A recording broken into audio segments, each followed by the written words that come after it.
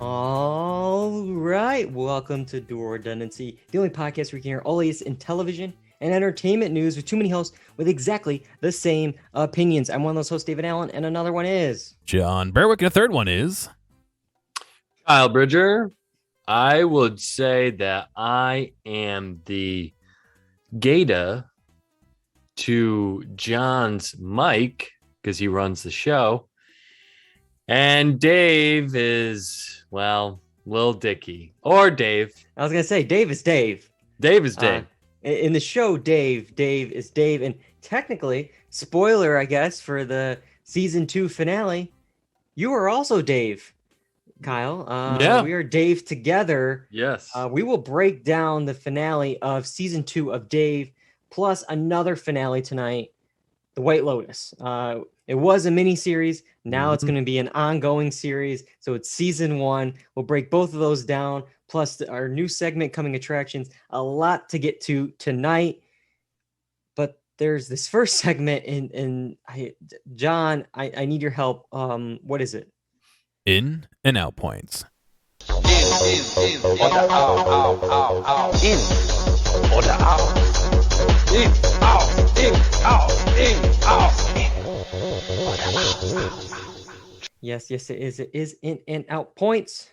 The very first one tonight involves David Gordon Green. He's the man behind the new Halloween films, all the new ones that have come out in the last, I guess there's only been one, but another one is coming, I think, this fall. But he's going to write and direct a reboot and sequel of The Exorcist. This news originally broke last year, but there's actually been a big news update recently. It's now a trilogy, and that Universal Peacock has spent upwards of $400 million on franchise rights. The first film will debut in theaters October 13th, 2023, and then the 2 sequels could exclusively debut on Peacock. So it's interesting. We got pretty much, it's a trilogy, 1 film in theaters, the 2 sequels on streaming. Initial thoughts on that, Kyle? What's this business reasoning behind this? It doesn't sound any different than the ones that come out in theaters and then the straight to DVD. Is streaming now the straight to DVD? Is that what the thinking is? I think that's the kind of dirtiness that Netflix has been trying to get off of them, that anything on there is basically straight to DVD material. That's why Spielberg doesn't like streaming. Oh, don't bring him into this. Yeah. But honestly, that is how I feel about it. And, we're going to get these reboots forever now. I mean, what is The Exorcist? Was that 60s, 70s? So yeah, I think it was 73 was the original. Yeah. So, I mean, I'm not surprised that they want to do a remake for a new generation, update it with, whatever new props and technology they have. But I am surprised that they just right out of the gate, it's a trilogy. Like, what? I don't know. That's a lot of pressure. That's a lot of hope. And it's interesting because you bring up the idea that it's like, streaming is the new straight to DVD. And I definitely see that, but I think these companies want the opposite of that. They want you to think that it's like, oh, this is an exclusive. You need to have our great service to watch this amazing new product. And it's like, that's why like Netflix spent, it was like another 400 million on the Knives Out sequels, the 2 of them.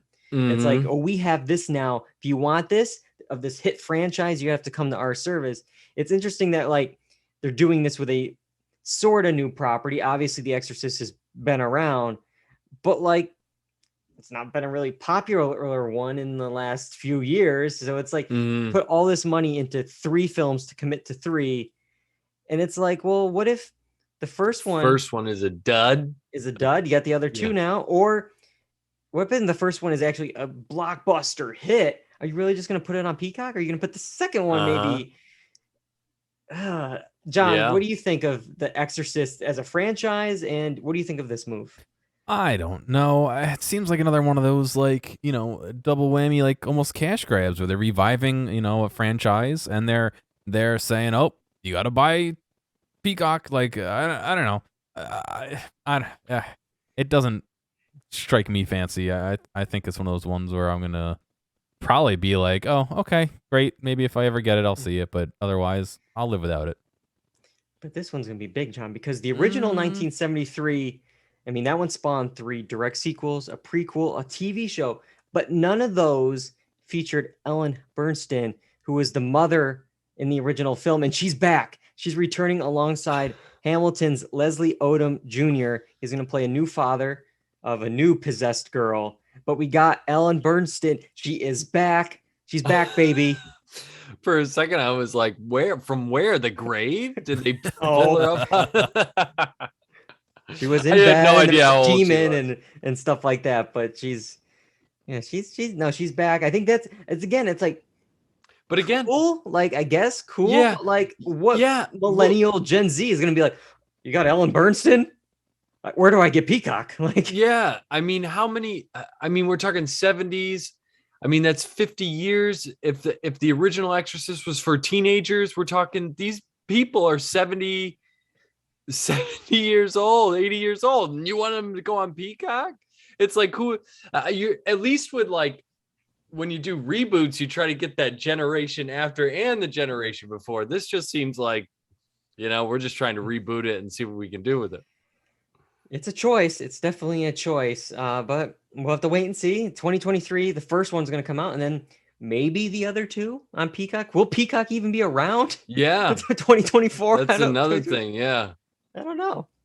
I can tell you one show that's not going to be on NBC or Peacock. It's off the schedule. Ultimate Slip and Slide. Last week, the show was slated to premiere following the Olympics, the closing ceremony there, but it was pulled from the schedule last month. But now a new story came out this week, so it allowed us to bring up this story because we missed it when we were off. But because there's been an update to the story, we're allowed to talk about it. Now, the show, Ultimate Slip and Slide, is officially down the tubes. It's been canceled, or should I say down the toilet, because we're going to joke about this. It's sort of like serious, but it's also really funny. So, Terrible thing, but you can't help but laugh. yeah, it's like it's hard. It's a fine line, but we're gonna cross it.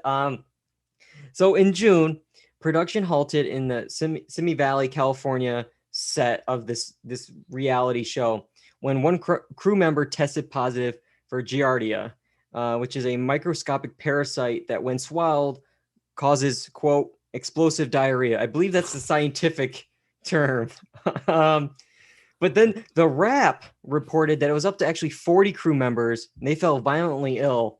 Some collapsed, and others were being forced to run to porta potties. But because of this, Ultimate Slip and Slide canceled.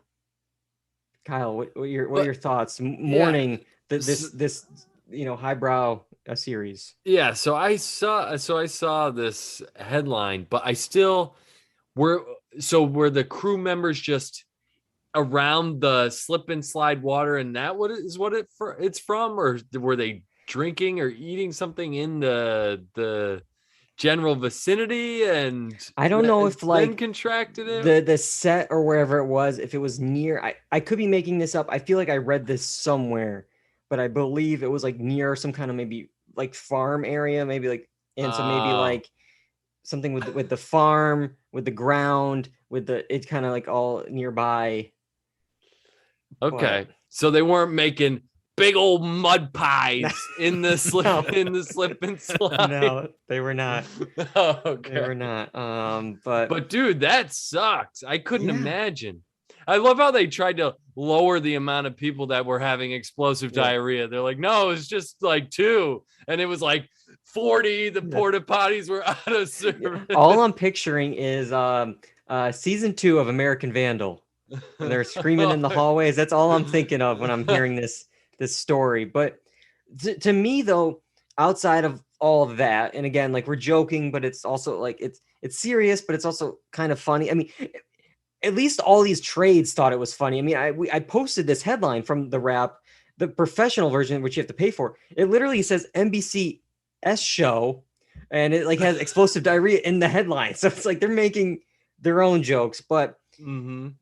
the part I'm like curious about is supposedly they were 1 week away from finishing. They're 1 week away from the production, and it's like they're just pulling the plug. They're canceling it, and it's like you really can't film it anywhere else, like because you spent so much money, so much time on this one thing. You are almost at the finish line, and because of this, it's no more. It's like you can't go anywhere else in California, any other lawn where you can put a slip and slide out. Like I'm sure it's actually like a big set, and it's probably like the Wipeout type set, but like, you know, you can't do it in a studio like they did with Flora's Lava. Like, I don't understand this.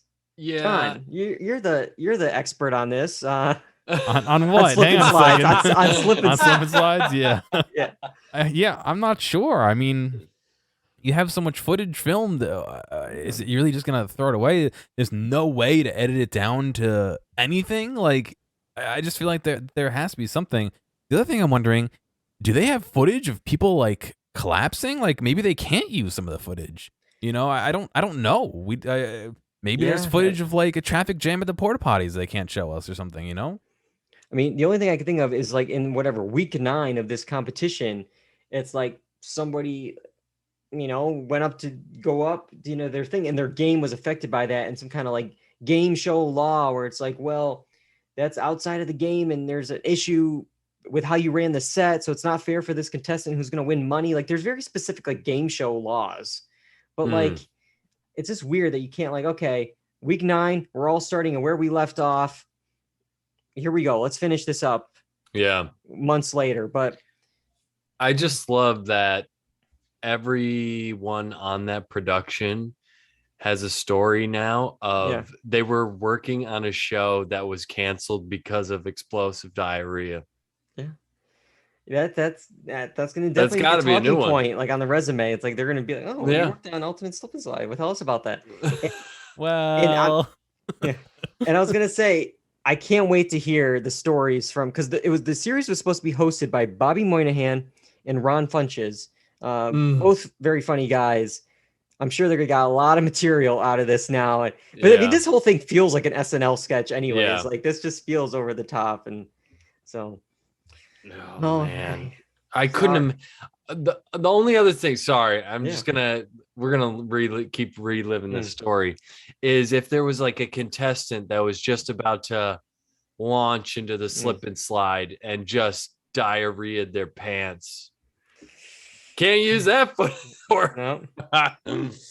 Taint to slide. Not on NBC, maybe on Peacock, but you can't show that on basic network television.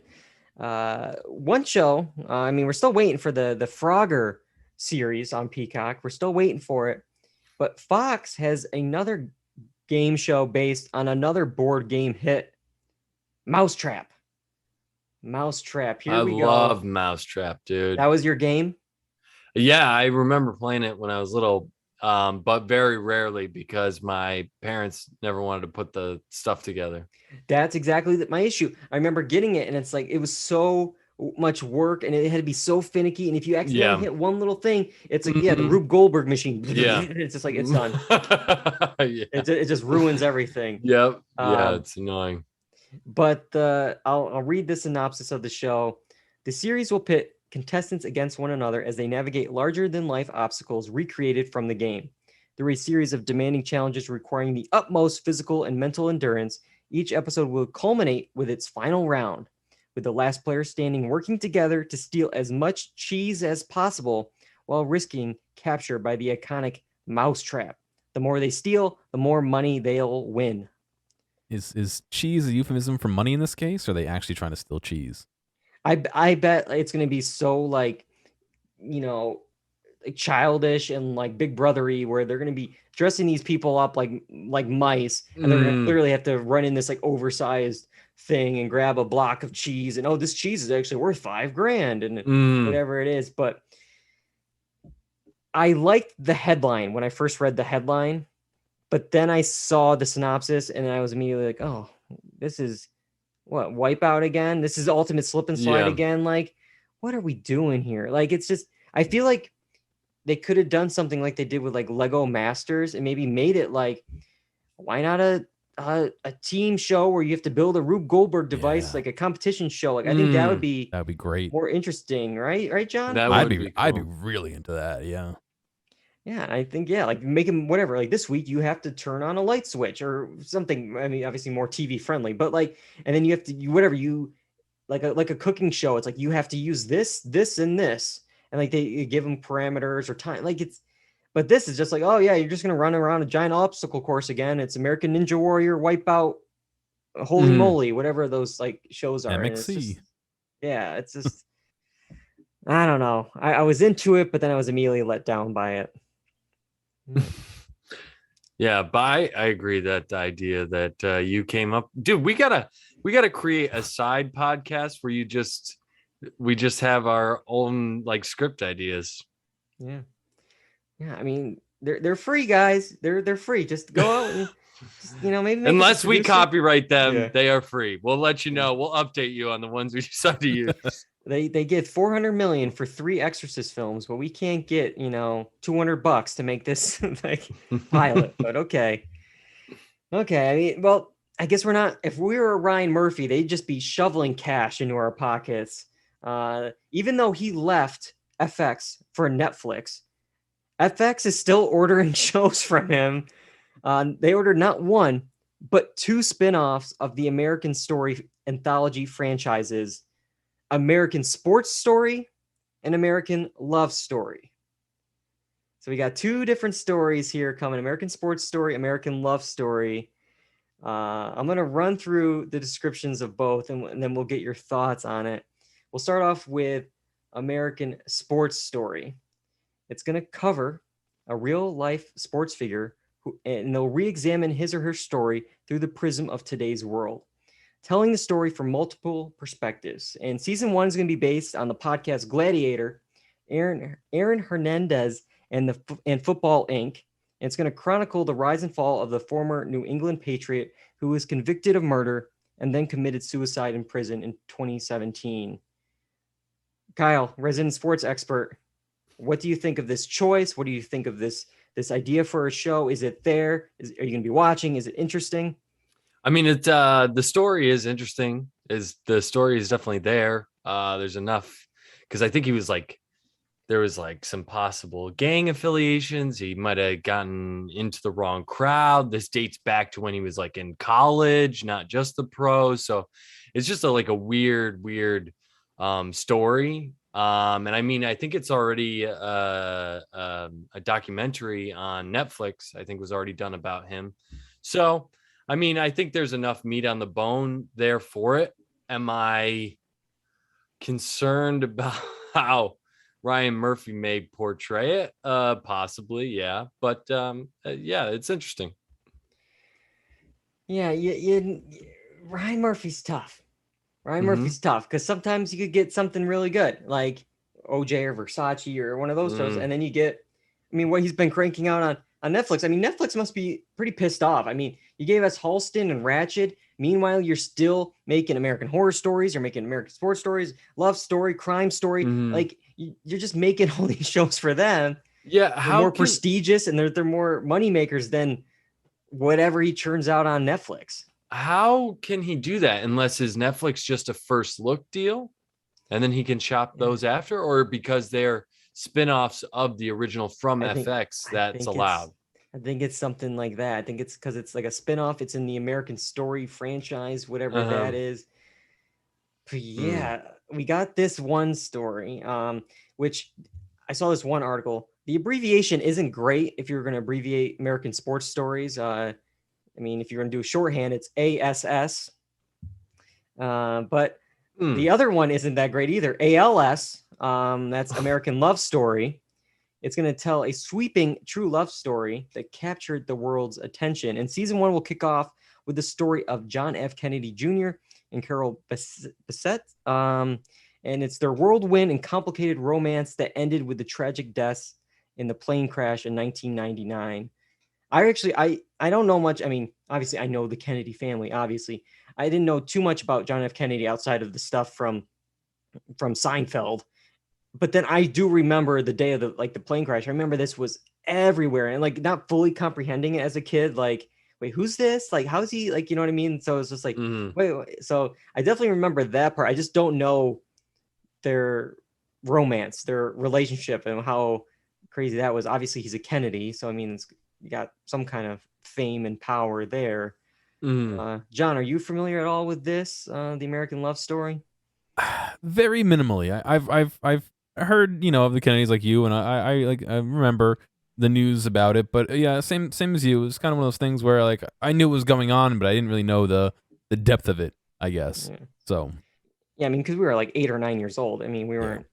weren't paying attention too much. But Kyle, are you going to be tuning into American Love Story? Probably just with the pedigree. I'll check Yeah. out the first episode for sure.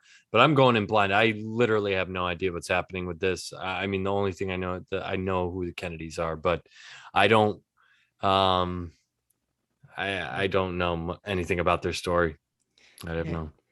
It's just it's crazy what Ryan Murphy can do with this franchise. I mean, it's like it's just a genius move. I give him credit because it's like any series, any idea he has, he can just slide it into this franchise. I mean, because if he just was telling a story, you might not get the eyeballs. But if you say it's American Love Story, if you say it's a spin-off of the American Crime Yeah. Story, which wins all the Emmys, or American Horror Story, which is very popular, it's like you Mhm. get the buzz from that alone. So it's like he could whatever story. It's like, what other genres can we add in? Is it American comedy story, American conspiracy story? Like you could just Yeah.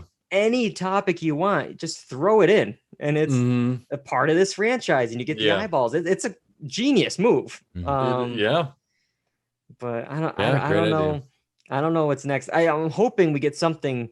I don't know if you remember in the what was it in Watchmen? They had American Hero Story. They like made a joke of like that was like whatever about the Watchmen. So maybe we can get some kind of that'd be the next one. It has to be like the life imitating art, Yeah. imitating life. Like, Hmm. but we got one more announcement with this. Not only did we get these spinoffs, we got another season announced for American Crime Story. It's going to be American Crime Story Studio 54. It's going to cover the establishment of the famed nightclub in 1977 and how they were convicted of tax fraud 3 years later. Yeah. I mean, I'm not surprised by this at all. Like Yeah. studio, This is Ryan Murphy. Yeah, I know. This is Ryan Murphy. I mean, studio. Yeah, you just expect him to do something like this.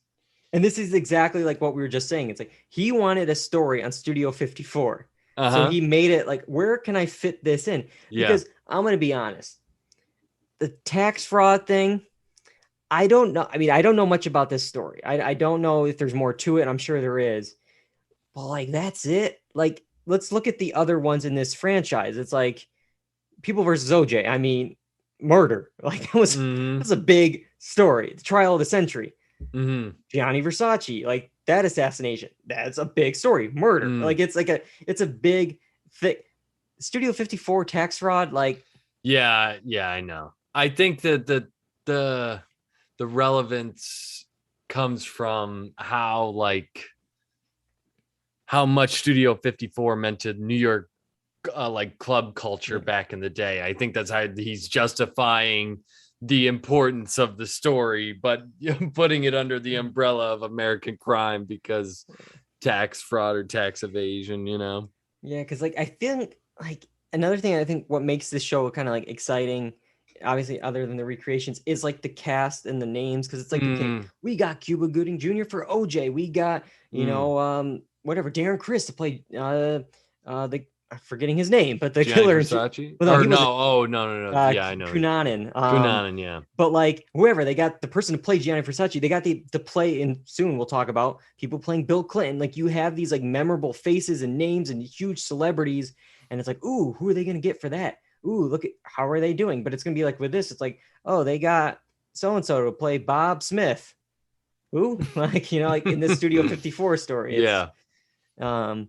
So yeah, I'm still gonna watch it, but it's just like I don't know. I just feel like he wanted to do a Something Studio 54 show, and this is where if I was Netflix, I'd be like, what the hell? Like this could have been anything. Like this didn't have to fit in an American Crime Story. This is where I would have gotten a little, but I don't know. I don't know. That is crazy that he's able to do that. I don't know. There's got to be something in the contract, because I mean Netflix is paying a ton of money to have A stories lot of written for money. them. A lot of money. Well, his next show won't be on Netflix. It'll be on FX, and we're going to break it down in our new segment, Coming Attractions. Here are some exciting coming attractions. All right. Impeachment, American Crime Story. This is our new feature on the podcast. All we're going to do is watch the trailer and then discuss off of the trailer. We haven't seen anything else past that. That's all we can base our opinions on. And in this season of American Crime Story, it's going to debut on September 7th and revolve around the Clinton and Lewinsky scandal and, of course, the resulting impeachment of President Bill Clinton. It stars Sarah Paulson as Linda Tripp, Clive Owen as Bill Clinton, and Beanie Feldstein as Monica Lewinsky. All right, we saw the trailer. Kyle, initial thoughts? I'm in. I mean, the trailer was enticing. I mean, they had that suspense. They told a little story in the beginning of how it all worked out, because I'm only working from what little I knew as a kid. I just knew it was a big thing. And so that could cut both ways, I feel like, for this show, where people are like, like, do we have to do this? Like, I saw the news on it a million times. Like, do we have to do this whole show about it? But I think I'm gonna love it, because I only have like the context of when I was little, and then have this story behind it. I think it's gonna be interesting, and because I don't know all of the details, so it's good to know a little bit, and then go from there. But the trailer really had me interested. Yeah, I'm in. This is what I look for in American Crime Story. I'm looking for the fine line of like soapy campiness versus, real life telling a story. And I'm sure, obviously, we got Monica Lewinsky actually as a producer on the show. So I'm sure, like, we're going to get her story. And like how OJ that season really involved race in America at the time. I'm sure we're going to get stuff commenting on what we're dealing with now in 2021. So it's like, I'm hoping that's where we go. You never know, again, with Ryan Murphy, but the trailer does look good. The cast is stacked. We'll talk about them in a second, but John, initial thoughts on the trailer? I agree. I think it looked really really good. I am pretty much in the same boat as Kyle, where like I remember it happening and all that, but I didn't really grasp the full like implications or even what was going on for some of it. So it'd be kind of cool to see that. I think and this will probably segue into your next thing. The thing that was a little bit weird to me, and I don't know if that's because I am more used to his face now, or I don't remember what his face used to look like, but the guy didn't super look like Bill Clinton to me. Yeah, that's it's the tough thing with well, there's two aspects to this. One, I think when you have somebody who's like maybe you're less familiar with, they'll look good. Like for instance, I think Sarah Paulson, unrecognizable as Linda Tripp, because I also don't know what Linda Tripp really looks like, to be honest with you. So it's like, okay, I believe it. That matches. But then when you have someone like Edie Falco as Hillary Clinton, it's like, okay, I know Hillary Clinton. I saw her back in the 90s, in the 2000s, 2016. Like, I know. So it's like we're also seeing the older version of, because that's what we know of now, but this is the younger version of her. So it's like this is the younger version of Bill, but also Bill is such a recognizable face. So it's like that's why it's like you almost have to go like all in and just pick somebody not even close, like Cuba Gooding Jr. as OJ, or like try, because it's funny. I think that Sarah Paulson is caked in makeup. Everything is on her face to be Linda Tripp. Meanwhile, they didn't even try with Edie Falco. It's like she just showed up on set and it's your Hillary. That's it. But to go off of what John said, it's like they put makeup on Clive Owen, because I'm like, I didn't know that was Clive Owen until the end. I was like, oh, that's Clive Owen. So it's like, it doesn't look like Clive Owen, but it doesn't kind of resemble Bill Clinton. So what happened in the transformation? It's like they didn't go all in on one of the things. It's like Yeah. either make it Clive Owen or make it Bill Clinton. You can't do this half thing. But I will we say I'm excited to have Clive Owen in it Yeah. because he's a great actor, man. Yes, and not only them, we have Margot Martindale, Billy Eichner, Colby Smulders, Colin Hanks, stacked cast. Stacked. There's one that really pulled me out of it, and there was a specific line that the character said that really pulled me out of it. And I believe it did the same for John. Do you know what line I'm talking about? My wife. I don't know. We might have to play it one more time because I don't know if Kyle heard it. Yeah, I didn't. My wife. It's. I heard something. My wife. My wife. There's one guy who goes, "My wife," in the middle. And like the way they do it, it's like we don't see his face. It's like it's an L cut, so we're seeing like some B-roll over it, and we just see like whatever, like a police car or something, and you just hear "my wife," and then it goes was with in a hotel room with. It's just like you can't have a pause. You can't. My wife did this. It's just like it completely pulled me. There you go. Where was that from? Hang on, time out. Who said that? I can't That's remember. Taron Killam. Oh yeah. It was completely it completely pulled me out of the trailer. I'm sorry. Like everyone else I was fine with, but man. Okay, Borat Sagdiyev is in Impeachment. Like, okay. My wife. That would be interesting. Like, I want Sacha Baron Cohen playing Borat, playing Bill Clinton. Okay. Oh God. All right, my wife. Let's move on to what we're talking about tonight. We have 2 series to talk about, the full season, so we got a lot to do. We have to go back to talk about these. So, guys, can you please send us back? We're back, baby. Gotta get back in time. Yes, the White Lotus, season 1 now. It was a miniseries, now it's a season. We're going to talk all about the season, including the finale, Departures, which aired on August 15th. So obviously, spoilers are ahead. We talked about the premiere in 350. In this series, created, written, and directed by Mike White, it follows the vacations of various hotel guests over the span of a week as they try to relax and rejuvenate in paradise. All right, John, what did you think of season 1, The White Lotus? Well, I think my initial thoughts was I wasn't sure where it was going, and I was kind of just a little bit lost. I think up until episode 5, that kind of stuck where I was enjoying it, but I was kind of like, what's going on? It's just friction between family members and a little bit between other families, but episode 5 and episode 6 really lit a little bit of a fire, I feel like, under it, and really scoped and shaped the what happens. We won't get into the ending yet, but I enjoyed it. I enjoyed it a lot more than I thought I would, and I know we're going to talk about its renewal, but I'm looking forward to its renewal, and I have some thoughts on that. Yeah, I think going into this show, I was definitely into it.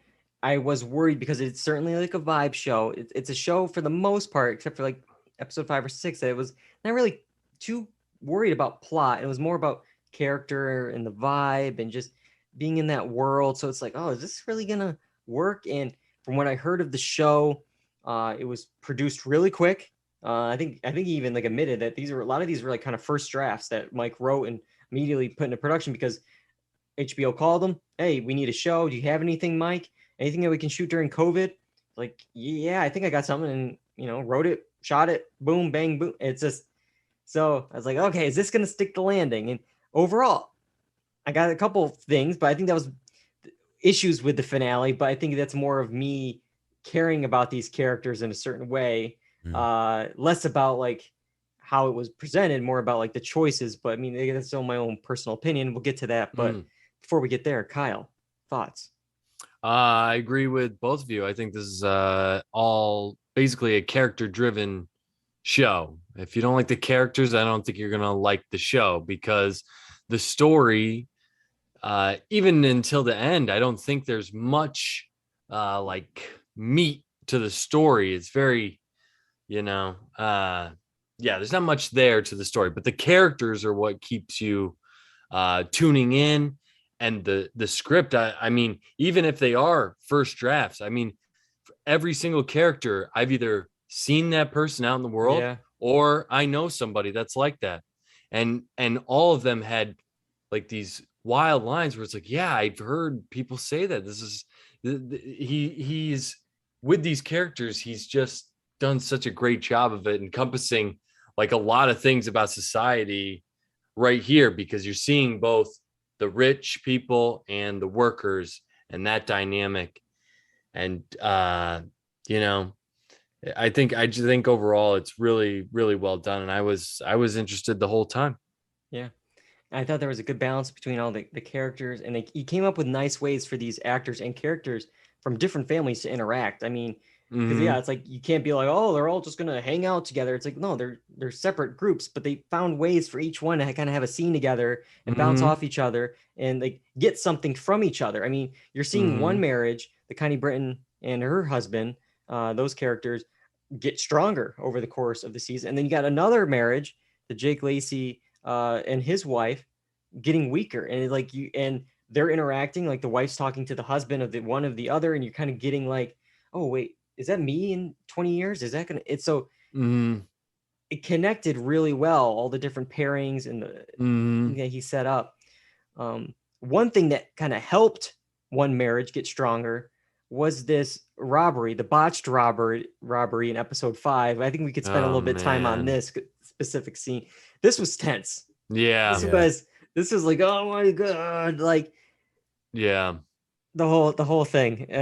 Because I mean, you feel bad for everyone involved. You feel bad for this dude. He's in a position of, he didn't want to even do it in the first place, and then you feel bad for the girl because she put him in this position, but unknowingly. And like even like the mom and Steve Zahn's character, like you don't, I mean, it ended up working in their favor, but it's like they had to, you know, go through this as well. It's just, oh man, the entire thing, just tough.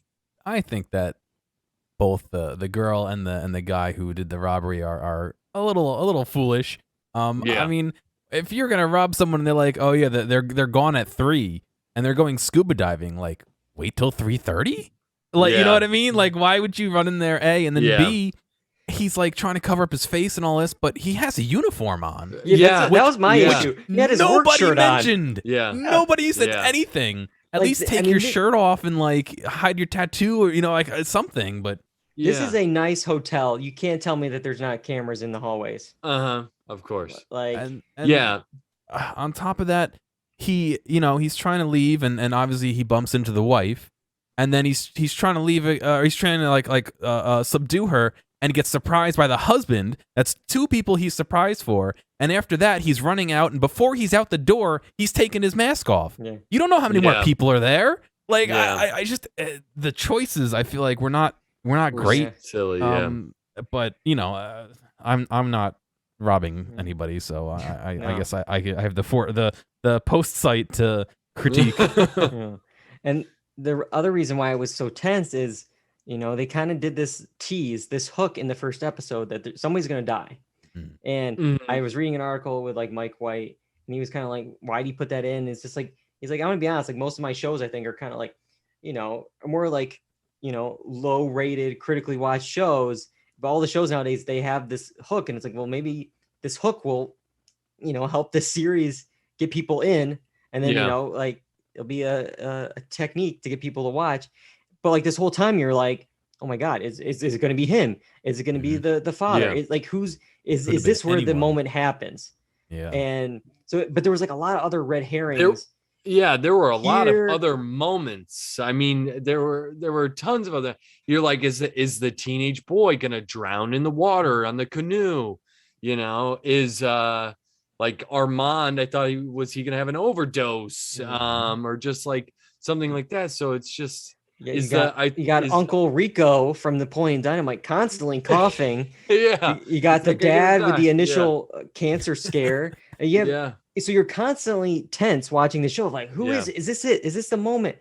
And then we get Chekhov's pineapple knife. And that was what did him in. and Armand on the eve of maybe getting fired. We didn't know for sure, but he goes to the person he's been fighting with all week. He goes to Shane's place, the Pineapple Suite, leaves a gift for Shane in his suitcase, a parting gift. I gotta be honest. Do we really need to see this? Do we I thought it was hilarious. I do we didn't need to see that it. angle twice? I did not need to see the I'm fine angle. with seeing it twice. I'm fine with seeing it in the suitcase, but seeing the side angle twice, that's a choice. That was a choice. Yeah, it was a choice. But yeah, so it was a weird choice. I don't know why they showed it. I wondered Yeah. the same thing, because the job could have been done with him groaning and looking Yeah. into the mirror, And then we see the into outcome the later, camera, yeah. and then But it really is kind of like this weird irony that he finally got the Pineapple Suite because there's a knife in there at the Pineapple Suite. yeah. He ends up getting a stab to the chest here from Shane. So what do you think? As Armand being the dead body, we end up getting sent back to America, I guess the mainland. Did this all work out for you guys? I liked Armand before he started going a little I really liked him haywire too. there. I love that character. I love Yeah. that Yeah. character. I'm kind of sad, and I know, like I said, we're gonna get into the renewal and all that later, but I was really hoping that season 2 would be the same hotel with him, and him being kind of like almost like a chronicle of his guests, and that's what I was kind of hoping it would be. But obviously we're not gonna get that. But I was hoping that instead of getting fired, he was going to get like transferred to maybe like a colder hotel or something like this, where it's not the greatest spot, and he gets like transferred there, and we follow him at whatever new hotel he's working at. That's what I was hoping for, but obviously he's not going to be making it unless it's a prequel. I don't know, but he's not going to be there. I am curious about Shane though. I mean, I don't know the laws, but I feel like there's a little bit of a self-defense argument. I mean, there's a drugged up man that broke into his room, but he's also the manager, and like, he did stab him, and it's like, is this just a case of, I mean, he's rich, he's white. That's why, because he's waiting for his plane at the airport the next day. It's not like he's, in a jail cell or, waiting trial or anything. He's I thought that's what manslaughter was, when you don't mean to kill somebody and it happens. Yeah. Like, I guess, I mean, maybe he posted bail. Like, I don't know. Like, I mean, I guess it comes down to if he was negligent or not, but there is some self-defense to it. Cause I mean, he heard a noise. There was a robbery the day before. Were breaking in. Yeah. So it's possible, but I mean, I know it would have been a lot harder for that person in real life rather than just, the ease with which we saw him go through on TV. But I think for TV, it makes sense knowing who he is as a character, knowing his parents and stuff have money. Maybe they do let him off the hook. Yeah, can we talk about the parents for a second? The mom, Molly Shannon, she joining does the a honeymoon. great job. Oh, she was great, but man, yeah, I'm with his wife there. Like, why is she here? Yeah, why is she here, man? It's your honeymoon. I know. Your mom's here. So weird, so weird. But I was just so impressed by Molly Shannon's portrayal of the character, because it's like, oh my God, you could see it, can't you? You can just. I am one of the things I was like bummed about with the finale, and this is completely just my thoughts and wishes for the characters. It's nothing about like how with the finale specifically, but like I was kind of bummed that they got back together. Yeah. Well, do we know that they're together?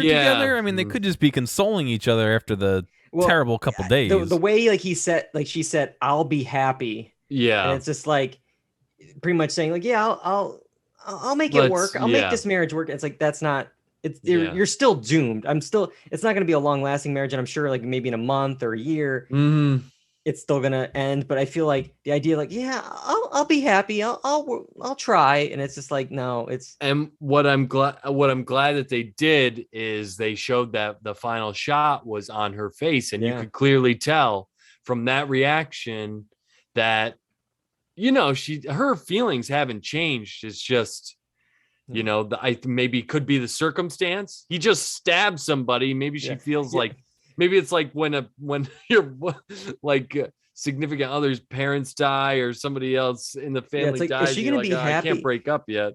Is she gonna be happy hearing the person he killed was the poor guy that she was Yeah. literally at the dinner like, just leave the poor guy alone? And it's like, okay, an hour later he killed him. Like, Yeah. sure, it was an accident, but he still killed him after terrorizing him all week. I mean, it's possible maybe that guy changes after he stabs somebody, but knowing from life, people like that, it's probably like, especially if he did get away with it. It's like, yeah, I literally got away with murder. It's the other person's fault. He probably wouldn't, but I don't know. Killing somebody probably changes your perspective on life. Probably. Right, John? Okay. No comment.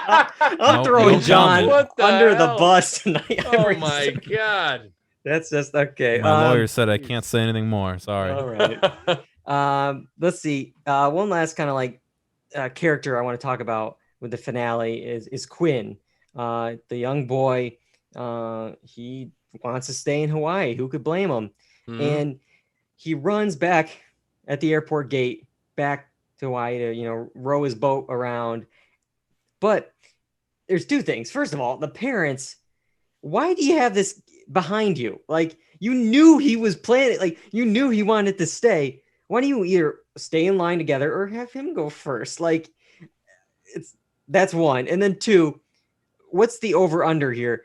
It's less than 24 hours, right, before the police and the family get him back, right? Because it's like, I'm gonna say less than an hour. Yeah. I'm surprised they didn't just get off the plane. Like, we don't have any indication they didn't. Like, if they're saying they're going to take off, and you can get off up until the end, I think. You just can't get back on. The only thing I could think of is like, it's the Home Alone thing of like, the parents are in first class, the kids are in coach, and it's like, oh, I guess, and then it's like, but still, yeah, it's like they only have like 2 kids. I mean, it's not that hard. Yeah. So yeah, like, it's just funny that it's like, oh, you made it. It's like, now, like, literally within an hour, the police are going to be swarming your boat to like pick you up. But there were, I mean, up until the end, actually, I have all of these characters. There was something like severely wrong with them, and I think it's like morally, like they're all up. But I think this boy, just trying to live his life. His dad's telling him all the dirty secrets of like his family, and he's like the only redeeming character he got off his phone. He's living life. Yeah. But everyone else, it's like, God, you're like stabbing each other in the back. You want her, but the craziest thing was there's a lot of crazy characters, but remember in the first episode, I said that I wasn't sure if the daughter wanted the friend, but she definitely did. And I think that's why she was trying to steal each of her boyfriends, because she was upset that she couldn't have her and then try to piss her off by sleeping with the dudes. Oh God. And then you got Jennifer Coolidge kind of like leading on the worker there about her spot that she was trying to build. If there's so much bad about these characters, but it's like Succession, you're kind of like still watching them and enjoying them. It's like this weird because they're multifaceted. I mean, this show is all about the character development, and that's what makes it, I think, so good. Yeah. So originally this was supposed to be a miniseries. It was designed for COVID shooting, but then season 2 was ordered last week. It's going to tell the story though of a different group of travelers during their stay at another White Lotus property. So it's not going to be, in Hawaii. At least it doesn't sound like it. It's not going to be with these characters. A new group of characters, a new property. I'm into this idea. I think this could be a lot of fun, especially depending on the location, what you can mine from it. Like I mentioned, Jennifer Coolidge mentions Aspen, that she wants to go on a trip to Aspen. That could be a cool one, a ski resort kind of thing. Maybe Paris, like just go like to all these different places around the world to kind of see different areas. And I would be personally interested if maybe like one character returned. We mentioned the manager, which doesn't seem possible at this point, but like, what if Jennifer Coolidge character comes back for season 2 or whoever, and we get her with all these new people at a new resort? I think that could be fun. Are you guys excited for season 2 if when it comes around? Definitely interested. Yeah. Yeah, I would love to see it. If the characters are as good as they were in this first season, Yeah. then yeah, I'm all about it. And I mean, Armand, that character is just so Yeah. charming. You just hope that there's something equal in the next season. But as far as your suggestion of Jennifer Coolidge, Yeah. I love her, but I hated that character. I Yeah, did that not. was I that was couldn't my favorite stand any character. I was more just of trying to her. think of like she mentioned Aspen. Yeah. That would make sense. It's just like well, the family of 4. That's a lot to bring back. Jake Lacey and his wife, they're not making it, So it's like, Yeah. well, who's left? Not Armand. So I guess, Yeah. but as long as we have the soundtrack, I mean, this soundtrack of this Yeah. series, the theme music, I think they should like kind of rework it maybe a little bit to fit the locale. Obviously, this is very specific to Hawaii. I think keep the same melody put into. I think because the soundtrack was so great, the tenseness of it, that was one of the highlights. I think whoever did that definitely should be awarded come award season next go around. But well, because it was so suspenseful, that with the thematic elements of the ocean crashing on the the beach too. and so all that worked. It worked well for the story they were trying to sell. So I mentioned music. It kind of leads into our next show we're going to be talking about, Dave, season 2. The finale was also called Dave. It aired August 11th. We talked about the premiere in 346. This comedy series stars a fictionalized version of Little Dicky, a man who is convinced himself that he's destined to be one of the best rappers of all time. All right, Kyle and I saw season 2. We're going to spoil it. Overall thoughts, Kyle, season 2. I liked it. I liked it not as much as the first season, but I did enjoy it. Dave did redeem himself over the course of the season. I did find him annoying for first bulk of the first half, because he just can't like look into himself to see that he's the cause of the problem. And until the finale, when he has a change of heart finally, it makes up for all of that. But I still like it. I like it a lot. I thought it was more dramatic elements, especially towards the end of the season, and they still handled that pretty well. But overall, it's still really good. It's a shame. I want to see more like Mike and Dave, if that makes sense. I think I love those two characters so much. I want them to have like more time working off of each other, and I don't know. Yeah, because I think Mike is such a great like straight man to like Dave's kind of craziness. But yeah, for me, I completely agree with you. I think it's still good. Still enjoyed it. I felt maybe going week to week with this show. I feel like I can't remember if I binged the season 1 or what I did with it, but going week to week, I almost felt kind of the meta-ness of the writer's block storyline in a way. It felt like, they're worried about the sophomore slump. How are you going to follow up season 1? And it's just like, he was struggling with coming up with new stuff. And I feel like, what are we telling with this season? But then as a whole, when we got to the end of it, in retrospect, I think it all works together as a whole. So I don't know if it would work better as a binge instead of watching week to week to week in just chunks. But because this whole season's like, you got about relationships and who he's working with. And you got, Elliot, his sound engineer, obviously causing this rift that he's known for so long, but now that he's becoming a big deal, and he's also becoming a big deal. It's like, okay, they're clashing. Emma, his graphic designer, Mike, his manager, and of course Gata, his hype man. So there's all these different characters and how he's interacting with this, and he's kind of starting to get some fame. And there's definitely points where it was like hard to care for the characters, especially the more cocky version of Dave that we were getting.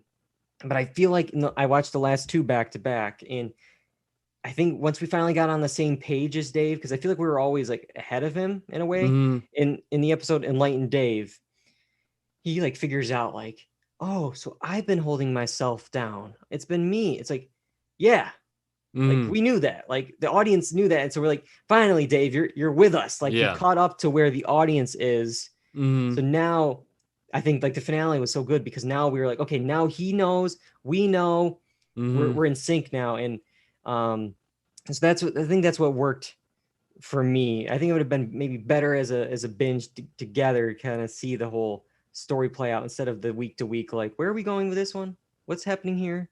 But Yeah. I will say some of these episodes are definitely unique. They yeah, do different things. Um like it's not the same structure each week in and yeah, week out, and I think that's what makes it it's unique, definitely a unique and show. Yeah, it's different. I love that Enlightening Dave episode. It might have been my favorite of the year or of the yeah, season. But yeah, I was impressed just by the changes in the episode. We're seeing Dave back at the advertising agency. We see Dave at the beginning of the year doing, his shenanigans, and then we finally get to the VMAs. The Gata episodes. Gata had yep. some great stuff He in there always has great too. episodes. Yeah, every Yeah, season his yeah, episode's always great. Um, I think one of my favorite episodes was the "Somebody Date Me" episode, which was the Doja Cat kind yeah. of texting dating app thing, because I think it's a great representation of dating apps and how it works. It's like, okay, yeah, oh, you haven't texted me back, like this was supposed to, and it's like, well, Mm, you see what she was doing at the time, what he was doing, and yeah. contrast, and like, oh, crafting the perfect thing or accidentally sending the wrong thing, and that was like, oh my, Oh my god, dude. but Oh my god. yeah, so that was definitely a highlight of the season for me. Yeah. I want to talk a little bit about the finale real quick before we go, because we saw Hmm. the release of Peanut, the Hmm. poorly marketed debut album from him, Yeah. and we also get the VMA performance Hmm.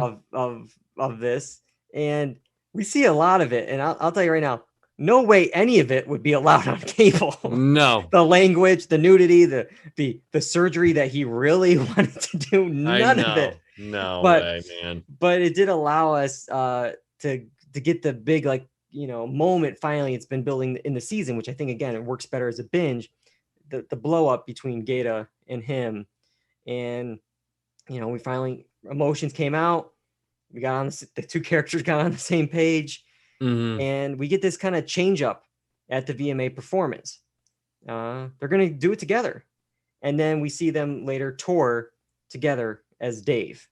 So I Hmm. think, and right before the performance, we get him finally talking to Mike and to his engineer and being like, guys, I take you for granted. Like you thank you so much for everything, but like we finally got him to say thanks, so Hmm. I think it was like a good final moment and hopefully sets up where season 3 is going, with maybe a different version of Dave with his career going. But Well, yeah, but we know Mike is not, something's up with Mike because he mhm, wasn't going to go on tour with them. So we know something's happening in that. Sets up kind of conflict for next season. So yeah, they did a good job of, wrapping things up. I'm glad Gata got his due and, setting it up for next year. I think overall this season was unique and I liked it a lot for sure. yeah, I'm going to read off an Instagram post that was sent to us from Robert. I believe it's Robo Ravelli 9. He gave the season a 15 out of 10 for his grade. 15 out of 10. He said Bar Mitzvah was his favorite episode, and the basketball sequence was so realistic and well done. He also liked when Gata cries before going on stage at the end of the finale and then came out with LD. He definitely cried watching it. So big fan. Robert really enjoyed this season. Yeah, and again, I might be talking a little down on it, but I think I still really like it. I just had such high hopes after how great season 1 was. And I definitely think this definitely had moments. This definitely delivered. It's very unique. It's funny. It's dramatic. But Mm-hmm. again, I kind of wish now almost I watched it as a binge instead of week to week. But I don't know. I think it Yeah. maybe would have worked a different way. Yeah. Yeah. I overall, I think this was almost like a memoir for Dave. I know the show is Yeah. called Dave, but this one, I feel like we're really learning more about Dave, who he is, what his motives are, why he is the way he is. Whereas the first season, it was building kind of that ensemble. We see his friends more. I like that. I like that feeling because I like that comedic action between ensemble, all of yeah. them. I love that ensemble feel. Not that I don't love that side of Dave in season 2. It's just I like that ensemble feel between all of them in that first season. Yeah. But this season is fantastic. Yeah, too. it's still a good season. Both shows, I think we would recommend White Lotus and Dave. For sure. But that's it for tonight. That's all we got. Next week, we're going to talk about Emmys. And neither of these shows are eligible for the Emmys this year, but a bunch of other shows are. And we're going to refresh you on what is eligible and some of our coverage from the past year of the podcast. So Kyle, it's not predictions. You have nothing to really prepare for. So okay, just take your time. There's nothing to really worry about. It's just the clip show next week. Just remember that clip show. Okay. Okay. It's in there. It's up in the thinker. Yeah, I think you'll remember. And then after that, we'll be back August 31st. This is gonna be crazy, John. It'll be about 10 years of the podcast. Yeah. A week. Yeah. A decade of That's this insane. thing. And we have a bunch of shows that we could talk about. We're still figuring things out. 9 Perfect Strangers, The Chair, The Other Two is coming back. So there's a lot of stuff that we could talk about. Make sure you never miss an episode by going to Facebook, Twitter, Instagram at Dual Redundancy. We'll post all about it there. And you can find these episodes on YouTube, iTunes, Spotify, the blog, and of course, Twitch, twitch.tv/Dual Redundancy. We're live usually Tuesday nights, 8 p.m. on Twitch. I got to thank both you guys for joining me tonight, for you guys to watch everything, and for John directing the show, putting it up on iTunes. Because I know, John, you're very, very busy. You got something going on this week. What's going on? Yeah, this Friday, the 20th, I'm taking part in our annual charity for Pediatric Cancer Research Foundation.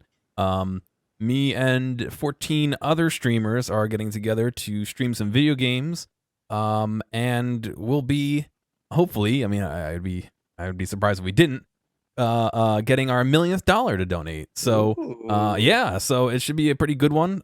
If you're interested in my block, I'm going to be doing some mini golf at 10 a.m. Eastern. Twitch.tv/Variety is Hope is where you can find out some more. Awesome. What day are you doing the Saturday I'll be going. Okay. Saturday morning. So Saturday the 21st, I believe, Correct. of August. At 10 a.m. At 10 a.m. All right. Mark your calendars. All right. Yeah.